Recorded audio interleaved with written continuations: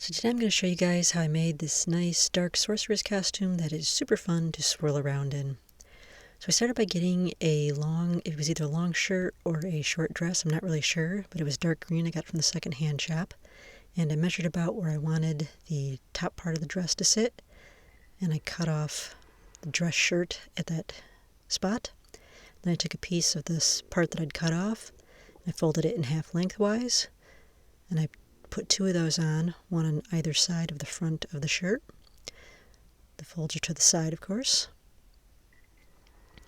And then I just sewed those on. You can either machine sew or hand sew, so they're there once they're sewn on.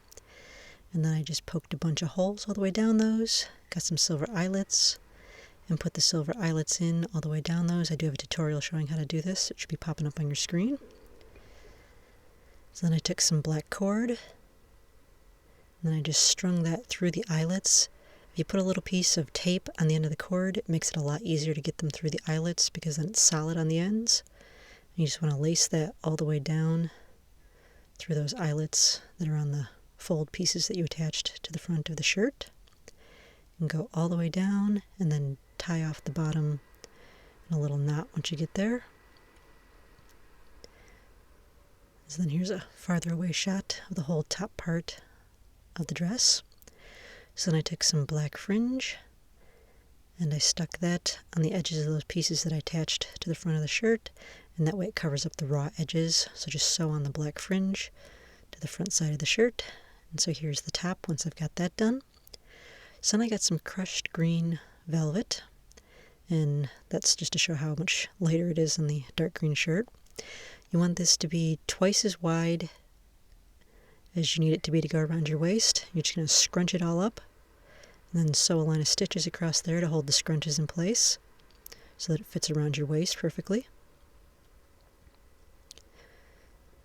So then just flip it over the shirt so that the scrunches are toward the bottom of the shirt, inside out, and sew it all the way around.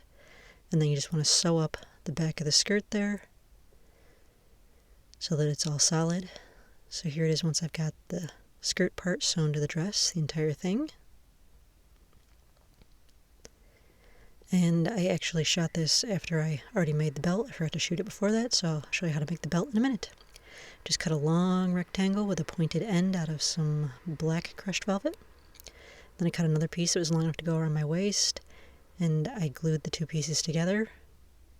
And then I took some puffy paint, and I drew on a bunch of my favorite Celtic symbols, got the triskelion on the top, and then put some lines on, did those all the way down. So here is what my belt looks like. You can do this any way you want. And the top should just be long enough to tie around your waist, just like that. So it's a tie belt. Then I used the Sorceress headband that I made a couple of months ago. Tutorial should be popping up. So the cape I made exactly the same way as my Wonder Woman cape, but without the fur, by cutting a half circle. And the width was the same length from my neck to my ankles plus 7 inches. And then the longer part was double that measurement. Cut out a circle in the very center of it to be the neck hole, and then cut the excess off the sides. For the hood, I just folded a rectangle over onto itself, and I cut it so that one end was a little bit bigger than the other. I sewed the two edges together, left the rest of it all open, flipped it right side out, and then I laid it so the pieces were right sides together around the neck hole with the seam line in the middle, and you just have to scrunch that up however you need to get it to fit on the neck hole. It should be a little bit bigger than the neck hole. Just sew that in place.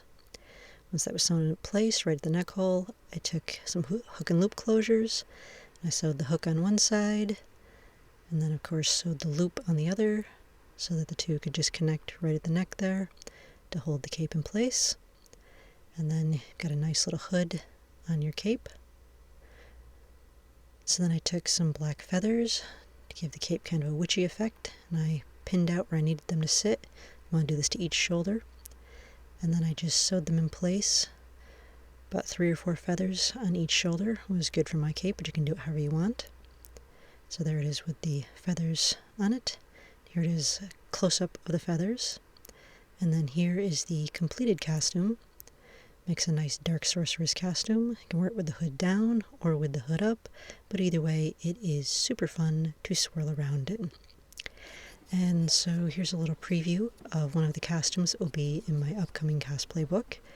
If the costume itself doesn't give away who the character is, the pink smoke that's flying all over the screen should, so if you know who this is, make sure you give a shout and let me know who you think it is.